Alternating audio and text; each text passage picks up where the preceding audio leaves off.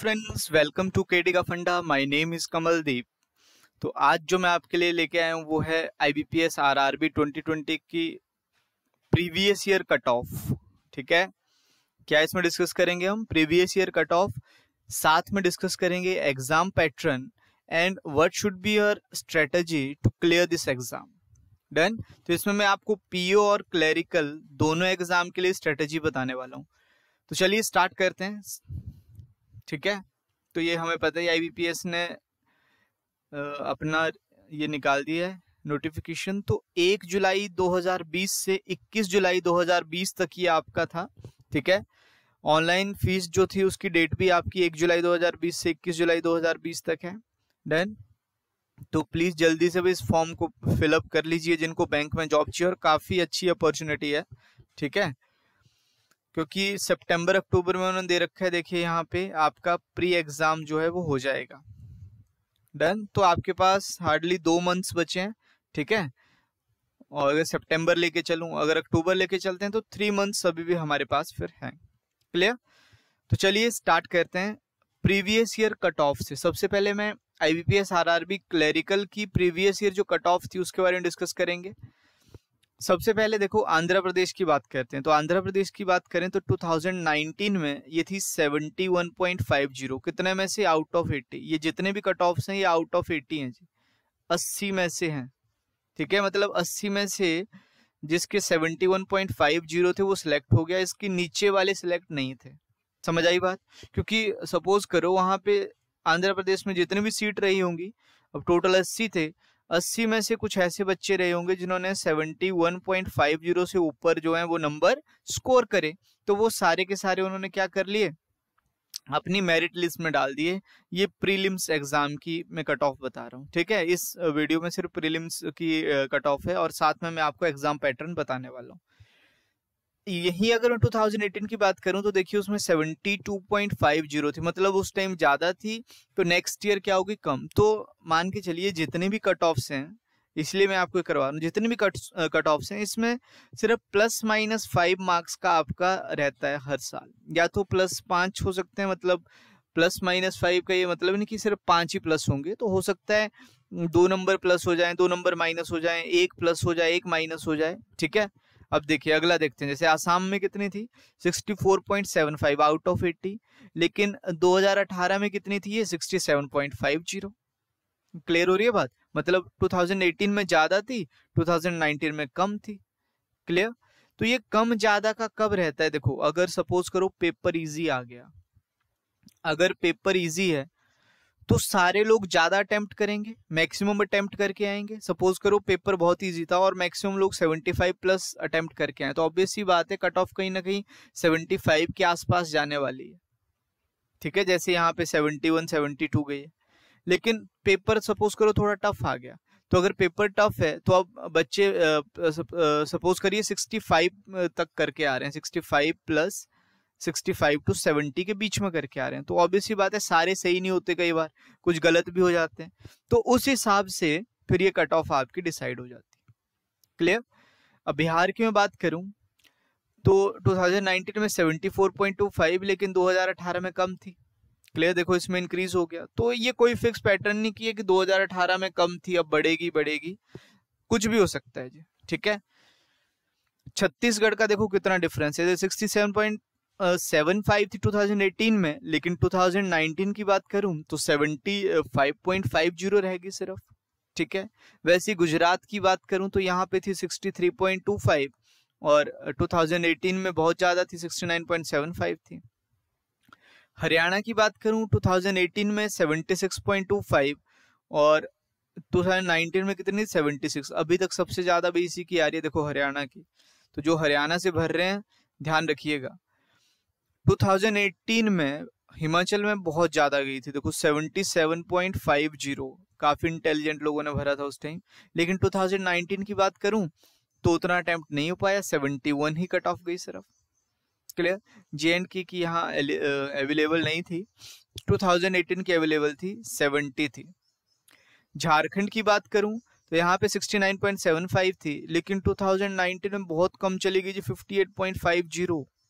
Clerical की cut off की बात कर रहे हैं, बहुत कम है ये, 58.50। डन। आगे चलते हैं जरा कर्नाटका की तरफ। कर्नाटका में 66.25 थी और यहाँ पे 65.25, कम होगी। केरला की बात करें 73.50, लेकिन 2019 में यही कितनी होगी, ये 75 होगी आपकी। डन। तो आई होप यहाँ तक आप लोगों को ये कट ऑफ क्लियर हुई होगी। तो वैसे ही मध्य प्रदेश की देख लेते हैं। तो जो भी जिस स्टेट के हैं अपने आप भी चेक कर लीजिएगा उस स्टेट की। 68.25 इसकी कितनी थी 2018 में, 70.5 थी। 2018 में 69.75, तो ज्यादा फर्क नहीं है, सेम ही है। 69.25 0.5 कम होगी। 71.25 तो इसमें इंक्रीज हो गया, देखो कितने का, 2.50 का, तो कितनी बन गई 73.75।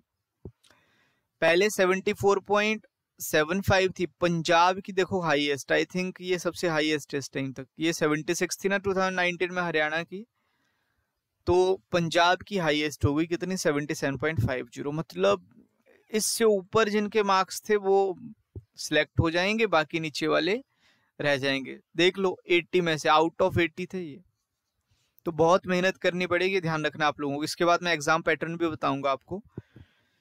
73 आपकी देखो राजस्थान की थी 2018, 2019 में कितनी है 75.25। क्लियर। नेक्स्ट है आपका 61.75, इधर कितनी है तमिलनाडु की, 68 है, 2019 में कम हो गई थी। तेलंगाना की 67.75 थी और 2019 में 68.50 थी। ठीक है, तो ज्यादा फर्क नहीं है।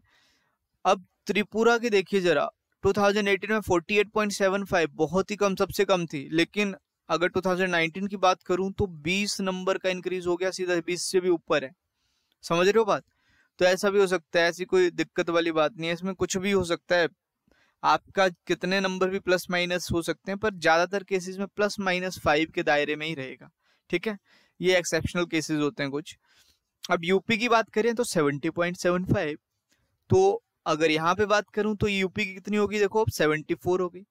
उत्तराखंड में यहाँ पे अवेलेबल नहीं थी, लेकिन 2019 में 76.75 थी भी। वैसे वेस्ट बंगाल की बात करूं तो 75.25 और 2019 में कितनी थी 74.75। तो मान के चलिए इन्हीं में +-5 रहने वाला है सिर्फ। क्लियर। पंजाब में +5 तो ऑब्वियसली बात है, हो ही नहीं सकता, 80 से ऊपर जा ही नहीं सकता। क्लियर।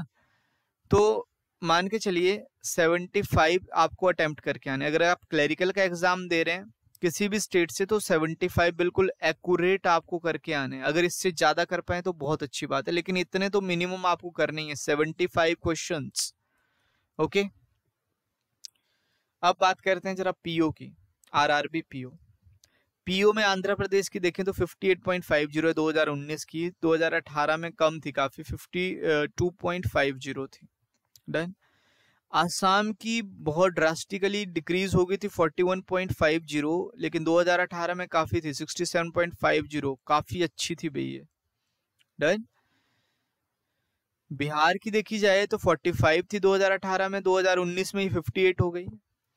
छत्तीसगढ़ की देखी जाए तो 53.50, ये एक्चुअली यहाँ पे ना 50.50 है। क्लियर है, कितनी है 50.50 थी छत्तीसगढ़ की 2019 की। गुजरात की देखी जाए तो 48.25, यहाँ पे 43.50। हरियाणा की 57 थी, यहाँ पे कितनी 64.50 है 2019 में। उस देखो यहाँ पे हिमाचल प्रदेश की 59.75, पिछले साल भी 59.75, दोनों सेम थी। जे.एंड.के की बात करूं तो 47.25 2018 में थी, 2019 में ये 55.25 हो गई थी। झारखंड की बात करूं तो 69.75, तो अब कितनी होगी 59.50। झारखंड आई थिंक इस बार आपके आरआरबी में पार्टिसिपेट नहीं कर रहा है। ठीक है, इसके ऊपर भी एक अलग वीडियो देख लेंगे हम, कौन कौन से स्टेट से आप भर सकते हो एग्जाम। आप कमेंट सेक्शन में मुझे बता दीजिएगा और आपको क्या क्या जानकारी चाहिए। नेक्स्ट है आपका 44.25, कर्नाटका की कितनी है देखिए 46.25 थी। केरला की 61 थी। ठीक है, तो आप देख रहे हो कि साउथ में थोड़ा कम है, अगर यहाँ पे 46.25 या 61 ही है। डन। तो इस तरफ को आप थोड़ा भर सकते हैं अगर किसी ने जाना है साउथ में। बाकी गुजरात की भी देखो काफी कम थी, 43.50 थी पिछले साल, और उससे पिछले साल 48 थी, तो इस साल 55 तक मैक्सिमम। ठीक है, इतना आइडिया हम लगा सकते हैं। आसाम, कोई अगर नॉर्थ ईस्ट जाना चाहता है तो वहां से भर सकता है। अभी मध्य प्रदेश की बात करूं तो यहाँ पे 54.70 थी, उससे पिछले साल की अवेलेबल नहीं है। महाराष्ट्र की बात करूं तो 47.50 थी, और अब कितनी, अब 56 थी 2019 की। उड़ीसा में 50.50 थी 2018 में, 2019 में 55.75 हो गई थी। पंजाब की बात करूं तो 54.75 और यहाँ पे 63 हो गई थी, काफी अच्छी हो गई थी 63.50। यहाँ पे बात करूं तो 50.50 और राजस्थान में 58.50। तमिलनाडु में 43.25 और इस बार कितनी हुई थी 2019 में 55.25। तेलंगाना में 45.25 और यहाँ पे 54 है 2019 में। 2018 में 29.25, बहुत कम थी, जिस बार आई थिंक 2019 में पार्टिसिपेट नहीं किया था इन्होंने। क्लियर। उत्तर प्रदेश की बात करूं तो 50 थी, लेकिन 2019 में कितनी थी 58.75। उत्तराखंड की हाईएस्ट अभी देख लो, 2019 के लिए हाईएस्ट किसकी है, उत्तराखंड की है, कितनी है 65, जबकि 2018 में कितनी थी 54। वेस्ट बंगाल की बात करूं तो 48.50 और 2019 में कितनी है 55.25। तो मान के चलिए अगर पीयू का आपको एग्जाम क्लियर करना है तो 65 क्वेश्चन एट लिस्ट। देखो ये एग्जाम अगर आसान हो गया, इजी हो गया, तो ये बढ़ भी सकता है, लेकिन अगर मॉडरेट लेवल का एग्जाम है तो आपको ये 65 एट लिस्ट इतने क्वेश्चन तो करके आने हैं, जिसके बिना काम नहीं होने वाला। तो क्लैरिकल का कितना बताया मैंने, क्लैरिकल में सेफ अटेम्प्ट है आपका कितना 75, उस पर कोई हिला नहीं पाएगा आपको सिलेक्शन लेने से। और पीओ पे कितना है ये सेफ अटेम्प्ट, ये आपका 65 है। डन। तो चलिए आगे चलते हैं फिर। अब बात करते हैं आगे एग्जाम पैटर्न की। तो वैसे तो मैंने बताया भी था आपको एग्जाम पैटर्न क्या है, पर आज हम डिस्कस करेंगे स्ट्रेटजी, कैसे इस एग्जाम को क्रैक करना है। ठीक है, तो क्लैरिकल और इसके लिए दोनों के लिए सेम है, बस लेवल का फर्क है। तो आप ऑफिसर स्किल की तैयारी करिए, मतलब पीओ की तैयारी करिए, क्लैरिकल की साथ साथ होती रहेगी जी। डन। अब प्री में दिख रहा है रीजनिंग और न्यूमेरिकल एबिलिटी, क्वांटिटेटिव एप्टीट्यूड भी इसको बोल सकते हैं, कोई ज्यादा फर्क नहीं है जी, सेम ही क्वेश्चन आएंगे, बस लेवल का फर्क रहेगा। यहाँ पे रीजनिंग है, क्वांटिटेटिव एप्टीट्यूड है। प्री की बात करूं, मेंस की बात करूं तो इसमें आपका रीजनिंग और ये तो रहेगा ही, क्वांटिटेटिव एप्टीट्यूड देखो यहाँ पे, साथ साथ आपका computer awareness, computer knowledge, general awareness और हिंदी और इंग्लिश में से कोई एक होगा, सेम यहाँ पे है। देखिए ये कंप्यूटर नॉलेज जो है ना, इसको आराम से आप कर सकते हो बाद में, ठीक है, आराम से हो जाएगी। हिंदी इंग्लिश आप लोग डेली हिंदी इंग्लिश पढ़ते रहिए अभी, ठीक है, जिसको सिलेक्शन लेनी है। सबसे मेन चीज है यहाँ पे जनरल अवेयरनेस, क्योंकि हम प्री लेके नहीं चलेंगे एग्जाम की, प्री क्लियर करना है बस हो गया, आपको मेंस क्लियर करना है। तो उसके लिए क्या करना है, आज से ही फ्रॉम टुडे डेली आपको करंट अफेयर्स करने हैं जी। करंट अफेयर्स प्लस में बैंकिंग अवेयरनेस आप प्री के बाद भी कर सकते हो, लेकिन करंट अफेयर्स आपको नहीं भूलने, क्योंकि मान के चलिए अगर 40 क्वेश्चन आपके यहाँ पे देखिए जनरल अवेयरनेस लिखा है इन्होंने, ठीक है, 40 क्वेश्चन अगर इसके हैं ना, तो 40 में से मान के चलिए 25 प्लस 25 प्लस आपके करंट अफेयर्स रहने वाले हैं। समझ आ रही है बात, क्या रहने वाले हैं, करंट अफेयर्स। तो अगर करंट अफेयर्स 25 प्लस आपके रहने वाले हैं तो करंट अफेयर्स के ऊपर आपको फोकस करना पड़ेगा, और वो आज से ही करिए, डेली इसको प्रैक्टिस करिए जनरल अवेयरनेस को, ठीक है। तो डेली के डेली प्रैक्टिस कर सकते हैं, न्यूज़पेपर पढ़ लो, या कोई चैनल आपको पसंद आ रहा है, जैसे अड्डा 24/7 हो गया, टेक्स्ट बुक हो गया, स्टडी IQ हो गया, तो इन चैनल के ऊपर आप डेली करंट अफेयर्स भी देख सकते हो। डन। बात करते हैं फिर उसके बाद कंप्यूटर अवेयरनेस की, ठीक है। कंप्यूटर अवेयरनेस ये आपका प्री के बाद हो जाएगा आराम से, ज्यादा टफ नहीं है ये सब्जेक्ट, बहुत आसान है। इंग्लिश हिंदी ये डिपेंड करेगा आपको पहले से कितनी आती है, ठीक है, 2 महीने में कुछ ज्यादा नहीं होने वाला है, तो जितना आपका पहले से आता है उसको रिवाइज करते रहो, बस सिंपल। अब मेन चीज है रीजनिंग और न्यूमेरिकल एबिलिटी जी, ठीक है। अब पहली बात तो ये आएगी ना कि प्री कैसे क्लियर करें, मेंस का तो मैंने बता दिया, अब प्री की बात आती है, प्री कैसे क्वालिफाई करना है। तो अगर रीजनिंग की बात करूं, सबसे पहले लॉजिकल रीजनिंग की बात करूं तो इसमें 3-4 टॉपिक हैं। सबसे पहला आता है सिटिंग अरेंजमेंट। सिटिंग अरेंजमेंट, इसके साथ में क्या हो सकता है, पजल हो सकते हैं साथ में।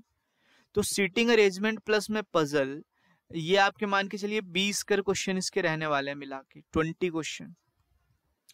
इसके बाद बात आती है सिलॉग्स की। सिलॉगिज्म के 5 क्वेश्चन डायरेक्ट बनते हैं जी। फिर इसके बाद आता है आपके पास कोडिंग डिकोडिंग, इसके भी 3 से 4 क्वेश्चन आपके रहते हैं, 3 to 4 क्वेश्चन। अगर इसके बाद की बात करूं तो फिर आपके पास है इनइक्वालिटीज, ठीक है, इनइक्वालिटीज के भी 5 क्वेश्चन मान के चलिए आपके आएंगे। फिर बाकी आपके मिसलेनियस, इसमें और चीजें आएंगी, फिर ब्लड रिलेशन हो गया, डायरेक्शन हो गया, बाकी और टॉपिक हो गए, लेकिन आपको फोकस मेन इनके ऊपर करना है, ठीक है। और अटेम्प्ट करने का तरीका क्या है, देखो डेली के डेली क्या करिए, सीटिंग अरेंजमेंट के 2 क्वेश्चन और 2 पजल, अगर ज्यादा लगा सकते हो तो ज्यादा, 5 क्वेश्चन 5 पजल मैक्सिमम ये कर सकते हो डेली के डेली। अगर आपका यही फोकस है, आप फ्री हो घर पे आजकल, तो 5 क्वेश्चन सिटिंग अरेंजमेंट के लगाइए, डेली के 5 पजल लगाइए, डन। सिलॉग्स के डेली के 5 क्वेश्चन लगाने हैं जी, 5 क्वेश्चन डेली। कोडिंग डिकोडिंग इतने ही, एटलीस्ट 10 क्वेश्चन डेली के लगाइए कोडिंग डिकोडिंग के। इनइक्वालिटीज डेली के 5 क्वेश्चन या 10 क्वेश्चन जितने भी आपसे हो पाए, पर डेली के डेली प्रैक्टिस करिए। और मिसलेनियस उसके भी आपको देखते रहना है, एक टॉपिक कोई दिन का पकड़ लीजिए, आज मुझे डायरेक्शन करना है, कल ब्लड रिलेशन करना है, परसों कोई और करना है, डाइस वगैरह करना है, ठीक है, क्लॉक करना है, ठीक है, या कुछ और कोई और टॉपिक आ रहा है, तो वो आपको इसमें डेली के डेली प्रैक्टिस करनी है। मेन चीज है इसमें आपको डेली प्रैक्टिस करनी पड़ेगी। अगर आप प्रैक्टिस डेली नहीं करोगे तो कोई और करेगा, ऑब्वियस सी बात है। अभी देखो बहुत से इस टाइम पे लोगों को समझ आ गया कोरोना की वजह से कि जो गवर्नमेंट जॉब है वो ज्यादा सिक्योर है as compare to private job, तो बहुत से लोग अब इस जॉब की तरफ मूव करेंगे, ठीक है, बहुत से लोग इस एग्जाम को फिलअप करेंगे, और बहुत से लोग फिलअप करेंगे, लेकिन पोस्ट तो उतनी रहेंगी ना जी। आपको सिलेक्शन क्या दिलाएगी, आपको सिलेक्शन दिलाएगी आपकी प्रैक्टिस, कितनी आपने डेली प्रैक्टिस करी है, कितने लोगों से आप आगे हो, ठीक है। तो ध्यान रखना है ये, जब तक आप डेली प्रैक्टिस नहीं करोगे सिलेक्शन लेना भूल जाइएगा। तो सबसे पहला काम आपका क्या होना चाहिए, डेली प्रैक्टिस करिए, डन। अब बात करते हैं क्वांटिटेटिव एप्टीट्यूड की, ये भी इंपॉर्टेंट रोल प्ले करेगा, क्योंकि भी सीधी सी बात है 40 क्वेश्चन इसके हैं, 40 इसके हैं। तो क्वांटिटेटिव एप्टीट्यूड की बात करूं तो मैं इसकी सीरीज भी लेके आ रहा हूं अपने चैनल पे, ठीक है, कि क्या कौन कौन से टॉपिक वेरी इंपॉर्टेंट है। तो सबसे पहले देख लेते हैं, पहला जो टॉपिक है इसमें वो आता है सिंप्लीफिकेशन। सिंप्लीफिकेशन अप्रोक्सीमेशन मान के चलिए 5 से 10 क्वेश्चन इसी के पूछे जाएंगे आपसे, 5 to 10 क्वेश्चन सिंप्लीफिकेशन के हो जाएंगे। फिर आता है क्वाड्रेटिक इक्वेशन। क्वाड्रेटिक इक्वेशन की बात करूं तो 5 क्वेश्चन डायरेक्ट इसके ऊपर बनेंगे। फिर बात करते हैं नंबर सीरीज की, तो नंबर सीरीज जो है ना आपका 5 क्वेश्चन डायरेक्ट इसके ऊपर बनेंगे, क्लियर है। फिर और बात करूं तो एक आता है डीआई, तो डीआई के भी 10 क्वेश्चन मिनिमम मान के चलिए, 10 से 15 भी हो सकते हैं। फिर ये क्लियर हुआ फंडा या नहीं। और फिर बच गया आपके पास मिसलेनियस। मिसलेनियस में क्या क्या आएगा, तो आपका परसेंटेज है, फिर आपका क्या है, प्रॉफिट एंड लॉस है, फिर आपका टाइम एंड वर्क है, टाइम एंड डिस्टेंस है, एसआई सीआई है, ठीक है, एचसीएफ एलसीएम है, एचसीएफ एंड एलसीएम। साथ में नंबर सिस्टम से कोई एक आधा क्वेश्चन पूछा जा सकता है, नंबर सिस्टम से एक्चुअली। तो बात समझ आई। तो एक्चुअली आपको फोकस करना है किसके ऊपर, इन टॉपिक्स के ऊपर। डेली क्या करिए, 10 क्वेश्चन सिंप्लीफिकेशन के लगाइए। एक स्मार्ट कीड़ा करके साइट है, उसके ऊपर ये सारे पेपर आपको मॉक टेस्ट मिल जाएंगे, ठीक है, स्मार्ट कीड़ा करके है, उसके ऊपर जाइए, आराम से मिल जाएगा। फिर आपको और क्या है, क्वाड्रेटिक इक्वेशन। क्वाड्रेटिक इक्वेशन के डेली के 5 क्वेश्चन ये लगाइए, ठीक है। बाकी मैं क्लास भी लेके आऊंगा, बहुत इजी है, ये सबसे आसान है quadratic equation. Number series 5 question इसके डेली लगाइए, 5 क्वेश्चन नंबर सीरीज के डेली लगाइए, ठीक है। डीआई डेली की 2 डीआई, एटलीस्ट 10 क्वेश्चन, ठीक है, 2 डीआई मतलब 5-5 क्वेश्चन हो गए, तो 2 डीआई डेली की प्रैक्टिस करनी है। और बाकी सब ये जो कोई एक टॉपिक इनमें से डेली का चूज कर लीजिए अगले 3 महीने तक। जब एक बारी आपके सारे टॉपिक कवर हो जाएंगे, फिर आपको क्या करना है, फिर आपको रिवीजन करना है, ठीक है। और रिवीजन में क्या करना है, फिर अब आपको मिक्स करना है सारा, रीजनिंग के मिक्स क्वेश्चन लगाने, और आपको जो मैथ्स है, क्वांटिटेटिव एप्टीट्यूड है, उसके भी आपको मिक्स क्वेश्चन लगाने हैं, ठीक है। तो जैसे ही आपका मतलब एक बार टॉपिक कंप्लीट हो गए सारे के सारे, रिवीजन करना है, रिवीजन के साथ साथ प्लस में क्या लगाने हैं आपको, मॉक टेस्ट लगाने। अब बात आती है जी मॉक टेस्ट किसके लगाएं, तो मॉक टेस्ट आप यहाँ पे जा सकते हो अड्डा 24/7, इनके मॉक टेस्ट कुछ ज्यादा महंगे नहीं है, 200-300 रुपए के बहुत से कम 50 टेस्ट आपको मिल जाएंगे। वैसे टेस्ट बुक की बात करूं तो टेस्ट बुक भी आपका क्लियर, वो भी आपका अच्छा है, उसके भी इतने में मिल जाएंगे 200-300 में। और कौन से अगर आपको टफ लगाने हैं, देखो वैसे ऑलिव बोर्ड का मैं प्रेफर करूंगा, आप किसके लिए लगाइए इसको, मेंस में लगाइए, प्री के लिए इन्हीं से काम चल पड़ेगा। आप अड्डा 24/7 टेस्ट बुक, ठीक है, इनके अगर मॉक टेस्ट लगाते हो तो आराम से आपका हो जाएगा। ऑलिव बोर्ड की बात करूं तो ऑलिव बोर्ड का मेंस के लिए आप लगाइएगा, ठीक है। क्लियर हो गया फंडा। तो आपने अब ध्यान रखना है, डेली क्या काम है, डेली प्रैक्टिस करनी है आपको किसकी, रीजनिंग की, प्लस में क्वांटिटेटिव एप्टीट्यूड, प्लस में करंट अफेयर्स। फिलहाल के लिए 1 महीने तक तो एटलीस्ट ये रूटीन बना के रखिए। और करंट अफेयर्स तो जब तक आपका मेंस ना हो जाए तब तक करंट अफेयर्स डेली चलने चाहिए आपके। क्लियर हुई बात। और क्या आता है इसमें, तो नेक्स्ट है आपके पास, इसके बाद क्या करना है फिर, जब एक बारी सब्जेक्ट कंप्लीट हो जाए तो मॉक टेस्ट लगाने, मॉक प्लस में रिवीजन, मल्टीपल रिवीजन आपको करते रहना है। मैं हर बार एक बात बोलता हूं, मल्टीपल रिवीजन और प्रैक्टिस, क्या कहा मैंने, मल्टीपल रिवीजन और practice is key to success in any exam. तो ध्यान रखिएगा, मल्टीपल रिवीजन और प्रैक्टिस आपको डेली करनी है, यही आपको सक्सेस दिलवाएगी, और कोई भी चीज आपको सक्सेस नहीं दिलवा सकती। और सेल्फ स्टडी करिए जी, ज्यादा दूसरों पे डिपेंड मत रहिए, जितना आप सेल्फ स्टडी करोगे उतना आप लोगों के लिए फायदा है। मैं टीचर की बात करूं तो टीचर का रोल ना सिर्फ 20% रहता है, 20-30%। वो सिर्फ आपको गाइड कर सकते हैं कि इस टाइप के क्वेश्चन आएंगे, ये आएगा, थोड़ा बहुत बता दिया, एक टॉपिक के 20-30 क्वेश्चन करा दिए। लेकिन वो जो 20-30 से 200-300 पे जाना है ना, वो आपको करना है। हर एक टॉपिक के 200-300 क्वेश्चन वो आपको ही प्रैक्टिस करने पड़ेंगे, टीचर उसको प्रैक्टिस नहीं कर सकता।